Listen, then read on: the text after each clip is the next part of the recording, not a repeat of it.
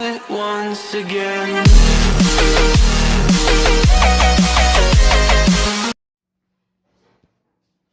स्वागत है दोस्तों आप लोगों का मेरे YouTube चैनल पे जिसका नाम है राहुल सिंह फिजिक्स। अगर आपने अभी तक सब्सक्राइब नहीं करा है तो यार जाके सब्सक्राइब करो, शेयर करो वीडियो को, ज़्यादा से ज़्यादा फेमस कर दो अपने भाई को। चलिए आगे बढ़ते हैं। आगे टॉपिक था बच्चों कंडक्टर के बारे में पढ़ रहे थे, कंडक्टर को ही कंटिन्यू करते हैं। और अब जो हमारा टॉपिक होगा शेयरिंग ऑफ चार्ज।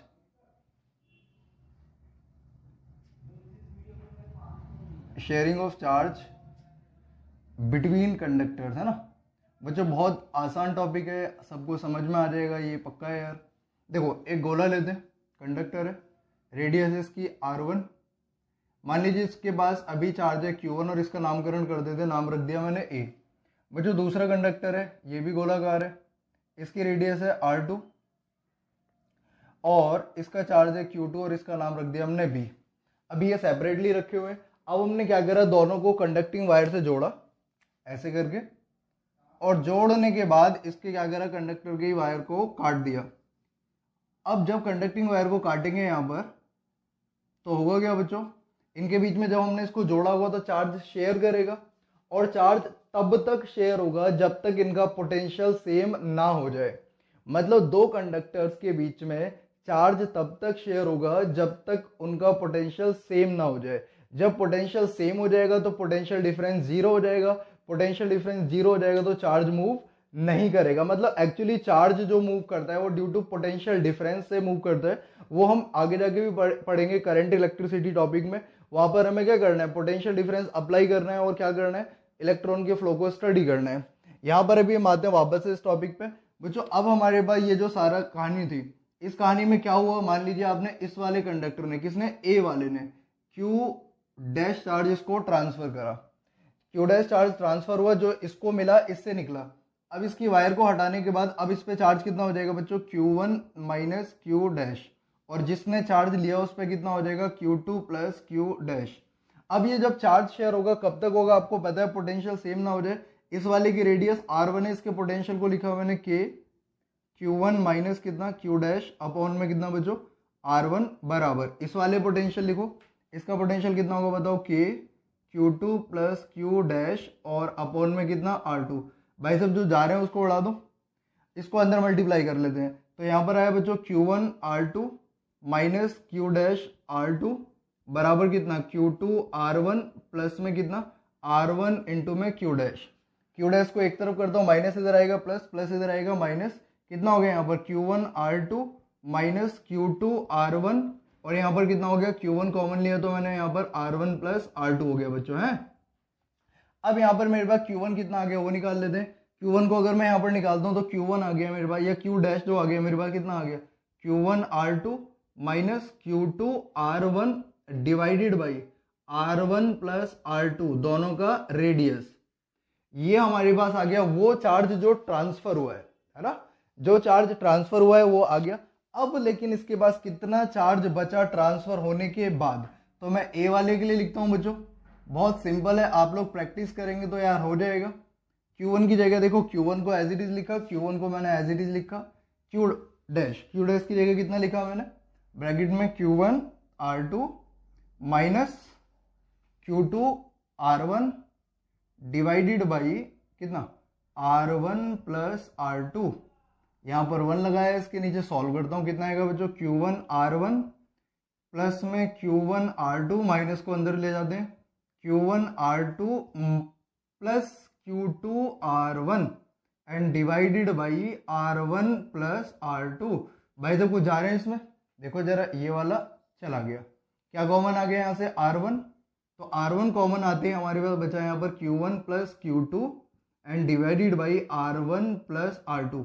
अच्छा एक चीज नोट करना है आपको कि बच्चों यहाँ पर जिस कंडक्टर का मैं यहाँ पर चार्ज लिख रहा हूँ आफ्टर शेयरिंग, उसी की रेडियस आई है, दोनों का सम आया है, अपॉन में दोनों की रेडियस का सम आया है। ऐसे ही अगर आप दूसरे वाले के अंदर वैल्यू रखते हैं, मतलब बी वाले के लिए निकालते हैं, तो आप खुद से भी ट्राई कर सकते हो और आंसर क्या आएगा आपको पता चल गया होगा। QB बराबर आ जाएगा कितना, R2 Q1 plus Q2 divided by R1 plus R2। ये तो यार शॉर्ट ट्रिक बन गया हमारे पास।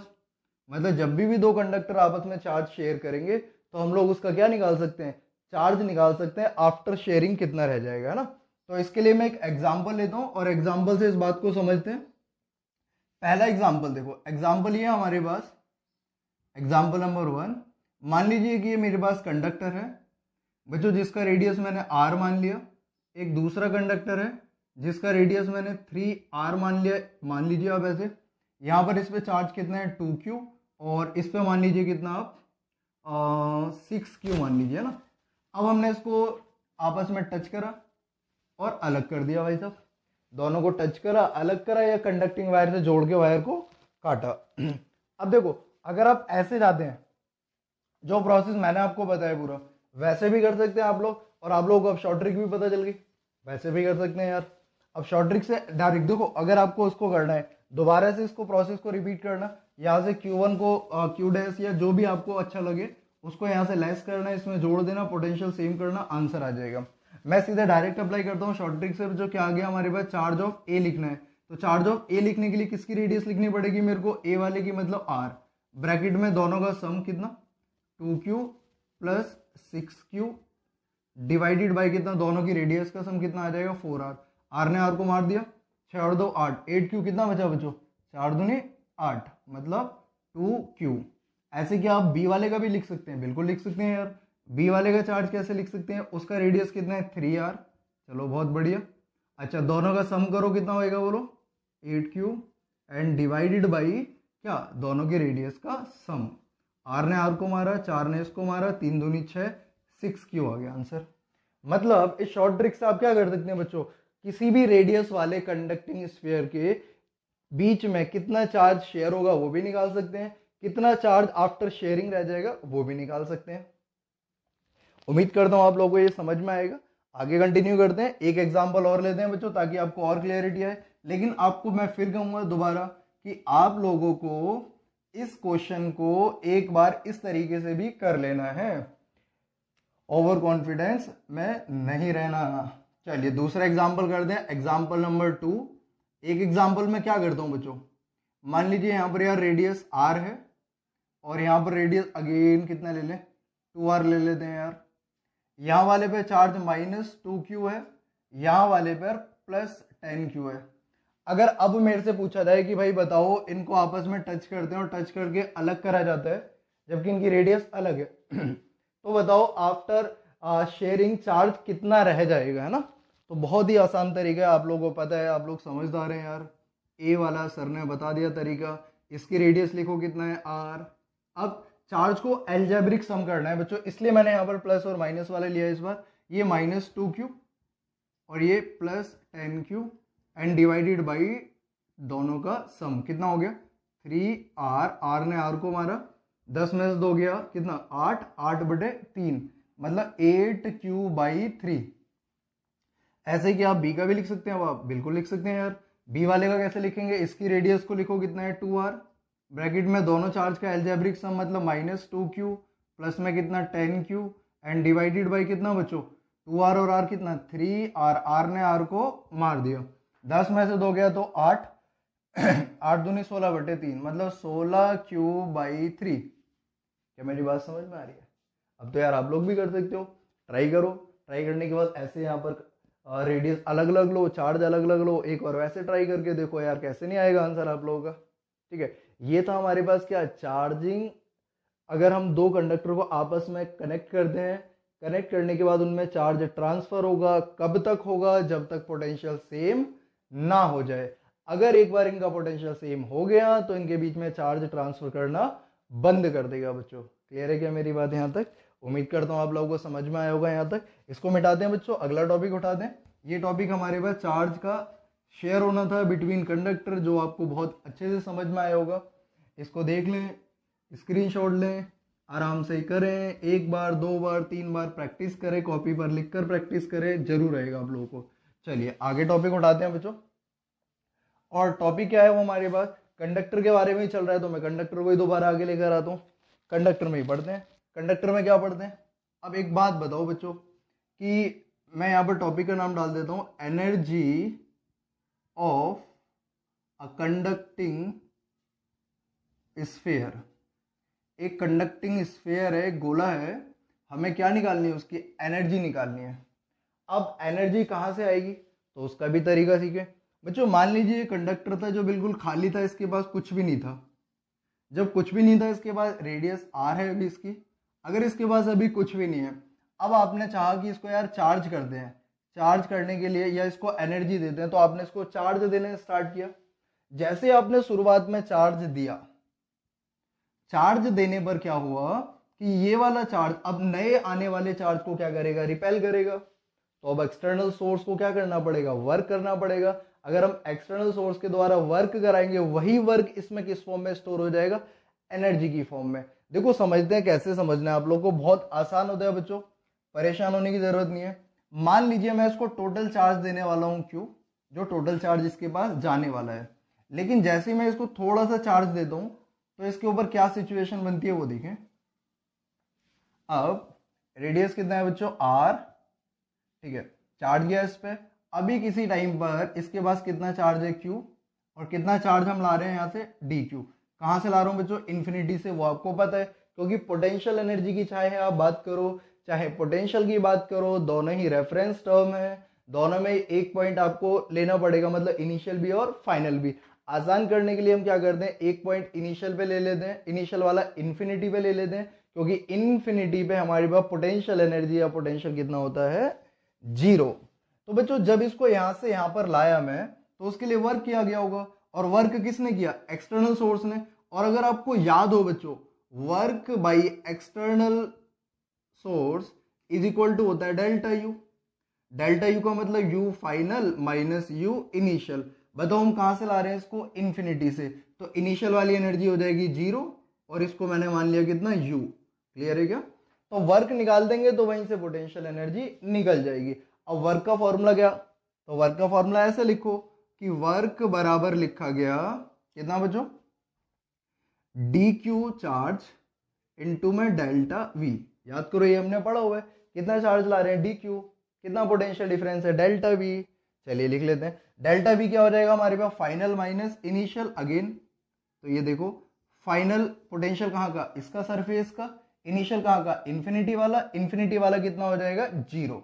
यहां लिख देता हूं मैं इनिशियल।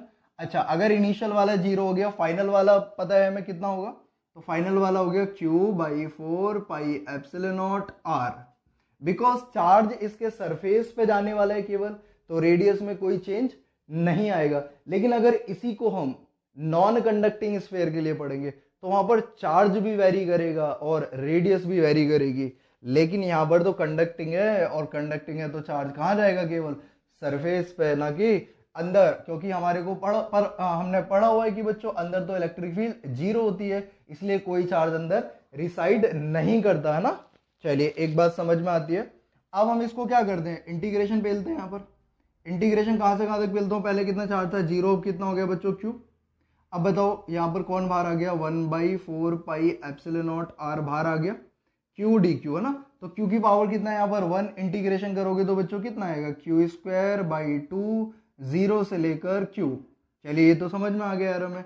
अब Q की जगह upper limit minus lower limit, तो कितना बनी कहानी, 1/4πε0r ब्रैकेट में यहाँ पर कितना, Q²/2। क्या बात समझ में आ गई आप लोगों को। ये है एनर्जी किसकी, कंडक्टर की एनर्जी है। किसकी एनर्जी है, कंडक्टर की। अब इस कंडक्टर की जो एनर्जी है देखो उसको और कैसे बढ़ाया जा सकता है बच्चों, और डिस्कस करेंगे अभी हम। देखो मैंने यहाँ पर क्या करा था, वर्क बराबर किसके, यू के। तो मैं लिख सकता हूं ना यहाँ से, यू बराबर कितना आ गया, 1/2 Q²/4πε0r। अच्छा यहां तक समझ में आ गया भाई। अब क्या करें, इसको दूसरी फॉर्म में भी कन्वर्ट कर लेते हैं। u बराबर कितना आ गया, हाफ इंटू में Q/4πε0r इंटू में कितना, Q। मुझे याद करो ये क्या होता था हमारे पास, V potential on surface of conductor, and the energy become कितना, half Q into V, where Q is what, जो चार्ज हमने यहाँ पर बच्चों उसको दिया है। V क्या है, पोटेंशियल ऑफ स्फेरिकल कंडक्टर, उसके कहीं पर सरफेस पे हो या अंदर हो, कहीं भी, आपको पता है ये बात। तो चलिए ये बात हमें समझ में आती है। Energy of a conducting sphere कितना होगा, हाफ क्यू इंटू वी। अच्छा यहां तक ठीक है। अच्छा बच्चों आगे समझते हैं, ये डेरिवेशन उम्मीद करता हूं आप लोगों को समझ में आया होगा। एनर्जी निकाली अभी हमने, इस एनर्जी के निकालने के बाद अगला टॉपिक उठाता हूं मैं, pressure. Pressure on surface of conductor, pressure on surface of conductor. Conductor की सरफेस पे प्रेशर कितना होगा। बच्चों आप इस बात को ऐसे समझे, अगर मैं एक थ्रेड लेता हूं, उस थ्रेड पे चार्ज दूंगा तो उसकी लेंथ क्या होगी, बढ़ेगी, है ना, तो उसमें आती है टेंशन। क्या आती है उसमें, टेंशन।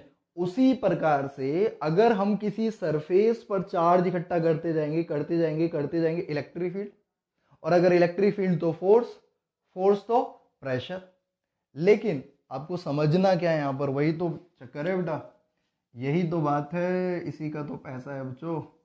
अब देखें जरा, आप क्या करें, इस कंडक्टर को मैंने जो लिया है, इस कंडक्टर के ऊपर चार्ज डिस्ट्रीब्यूटेड है पूरी सरफेस पे।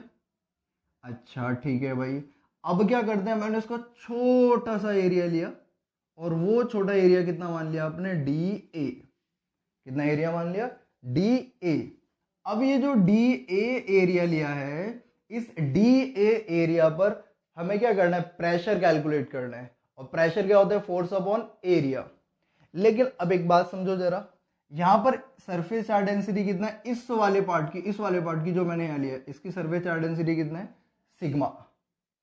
अब एक बात समझो, अब इस वाली सरफेस पे कौन प्रेशर लगा रहा होगा, ये वाला चार्ज नहीं, क्योंकि आपको पता है हमें क्या चाहिए, इलेक्ट्रिक फील्ड। इलेक्ट्रिक फील्ड से क्या फोर्स, फोर्स से क्या प्रेशर।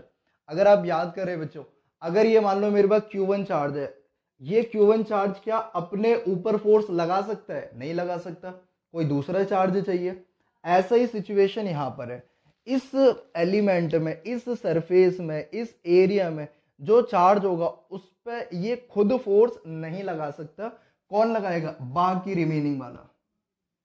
और हमें पता ही है कि जो यहां पर टोटल इलेक्ट्रिक फील्ड होगी किस किस की होगी बच्चों, यहां पर कैसे लिखा गया, ई टोटल जो है यहां पर जो हम निकालते थे, ई टोटल किसकी वजह से, ई ड्यू टू इस वाले पार्ट का, स्मॉल पार्ट का, प्लस में ई ड्यू टू बाकी चार्ज, है ना, बाकी चार्ज।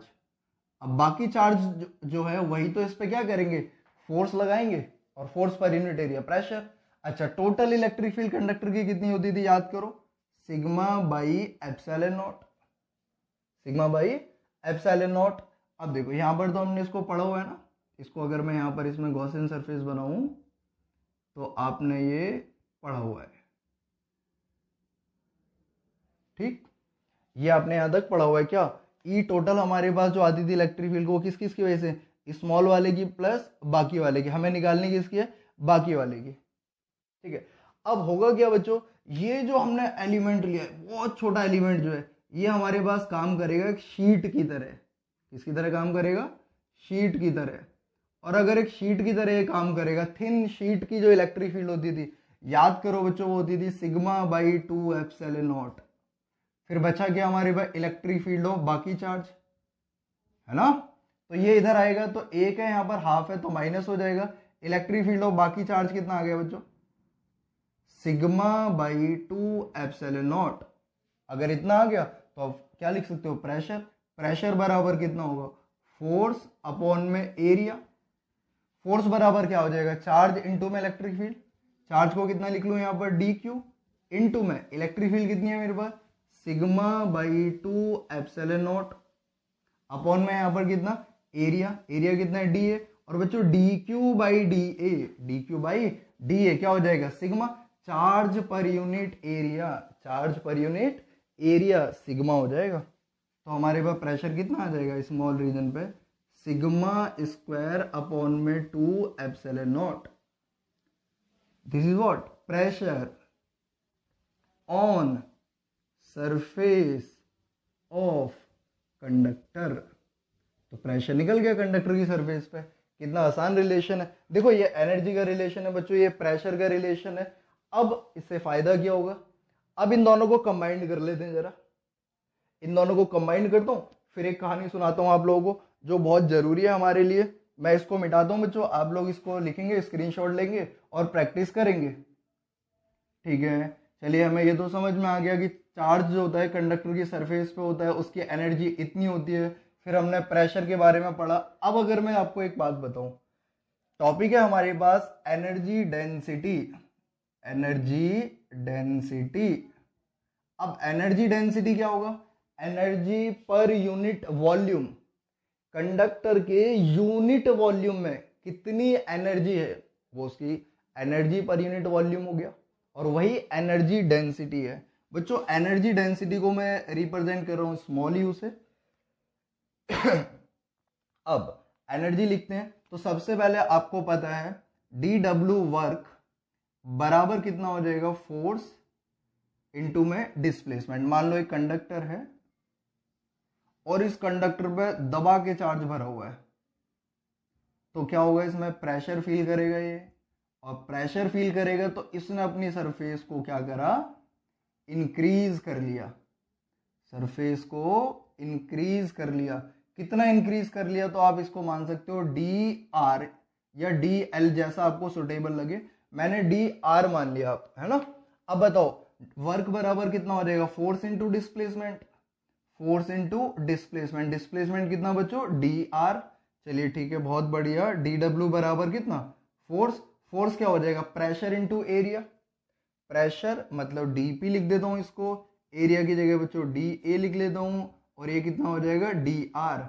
डीपी की वैल्यू हमें यहां पर पता है, देखो ये रहा, sigma square, sigma square upon में 2 एप्सिलॉन नॉट इंटू में डी ए इंटू में डी आर। डी ए क्या है? एरिया, और डी आर क्या है? डिस्प्लेसमेंट। तो एरिया इंटू डिस्प्लेसमेंट जो होगा वो इसका वॉल्यूम आ जाएगा, इतने से पार्ट का, है ना, जो चेंज हुआ है। तो इसको क्या लिख सकता हूं मैं? डीवी। ये यहां पे डीवी क्या है? वॉल्यूम है, वॉल्यूम।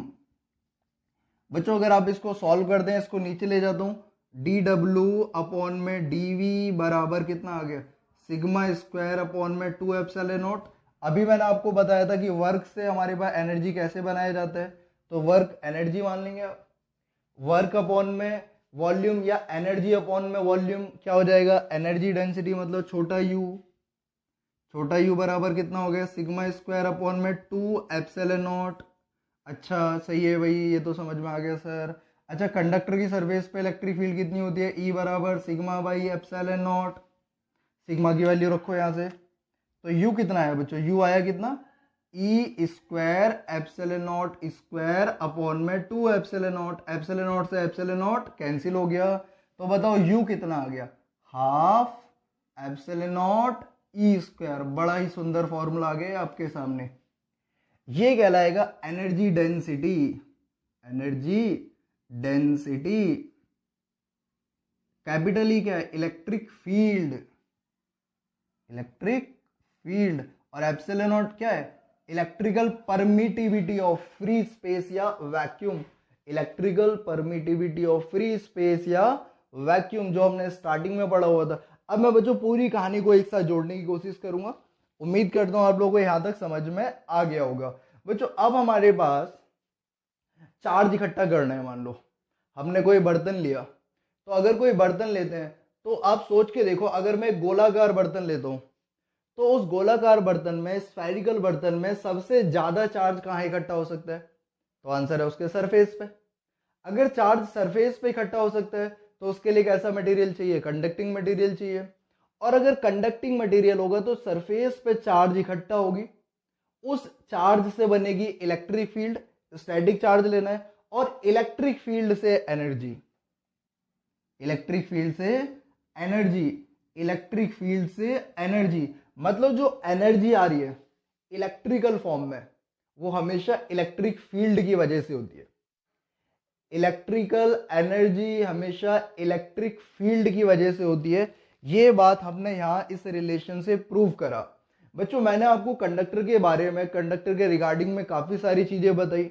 आपको लेक्चर को ना मतलब बिल्कुल स्टेप वाइज चल के पढ़ना है, क्योंकि जो लेक्चर बनाए जा रहे हैं ना मेरे द्वारा, उन लेक्चरों को मैं एक एक ऐसे करके टॉपिक ले रहा हूं जो बच्चों को समझ में आता जाए, बिल्कुल बेसिक से। लेकिन हो सकता है अभी जो नए बच्चे हैं जो सीबीएसई में आए हैं, मतलब 12th क्लास के, उनको थोड़ी दिक्कत होगी। और उनका मोटिव केवल सीबीएसई तो होगा नहीं, आगे जाके नीट मेंस इनका भी एग्जाम देना है आप लोगों को, आईआईटी का। तो बच्चों उसके लिए प्रिपरेशन अभी से करेंगे तब जाके हम अचीव कर पाएंगे। तो मैं तो यही कहता हूँ कि यार जो भी कराया जा रहा है, कंटेंट अभी ज़्यादा है, थोड़ा टफ होगा नए बच्चे के लिए, लेकिन प्रैक्टिस करने से यार बिल्कुल हो जाएगा। मैं कह रहा हूँ लेक्चर आपको स्किप नहीं करने, 1-to-1 लेक्चर देखने हैं। एक तरफ से लेक्चर स्टार्ट करो, एक बार दो बार उसको लिखो, लिखने के बाद फिर उसको देखो, फिर प्रैक्टिस करनी है आप लोगों को। तो हमने क्या पढ़ा, कंडक्टर, कंडक्टर की इलेक्ट्रिक फील्ड, इलेक्ट्रिक फील्ड से पोटेंशियल, पोटेंशियल के बाद हमने पढ़ा प्रेशर, प्रेशर फोर्स, फोर्स के बाद एनर्जी, एनर्जी के बाद एनर्जी डेंसिटी। और मैंने ये बात प्रूव कर दी यहाँ पर कि जो एनर्जी होती है, इलेक्ट्रिकल एनर्जी, वो हमेशा किसकी वजह से होती है, इलेक्ट्रिक फील्ड की वजह से। चलिए बच्चों, इस वाले लेक्चर में यहीं तक रखते हैं, अगले लेक्चर में दोबारा मुलाकात होगी। तब तक पढ़िए, लेक्चर देखते रहिए, शेयर करो यार। चलिए धन्यवाद।